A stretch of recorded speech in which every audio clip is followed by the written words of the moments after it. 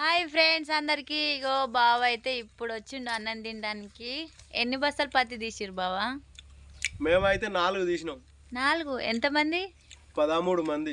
13 మంది 4 బస్తాలు పత్తి ఏరుతారా బావా? అది వెళ్తేనే లేదు పత్తి అంటే ఏందనుకున్నావు నువ్వు? ఒకసారి చూడు పోయి ఎట్లున్నది అనేది. నేను పోయి చూడాలా? మొత్తం వానకు తడిసి ఎండకు ఎండి మొత్తానికి అదంతా తిత్త అంటే ఇరిగిపోతుంది. ఒలుసుడు మన పల్లికాయ ఎట్లా పోస్తామో అట్లా అవుతుంది పని. ఎడ జరుగుతుంది ఎక్కువ. చూస్తున్నారా ఫ్రెండ్స్, ఈ సంవత్సరం అయితే పంటలు కూడా నష్టమే. ఒళ్ళు నష్టం, ఆస్తి నష్టం, ఇల్లు నష్టం అంటే ఇదే కావచ్చు. ఇప్పుడు అర్థమైతుందా? అర్థమైతుంది. కావాలి నీకు అర్థం అయితేనే మంచిది. చూస్తున్నారా ఫ్రెండ్స్ మా బావ ఎలా అంటున్నావు? సరే కానీ తిను తిను, తొందరగా తీయమని చెప్పు, సరేనా?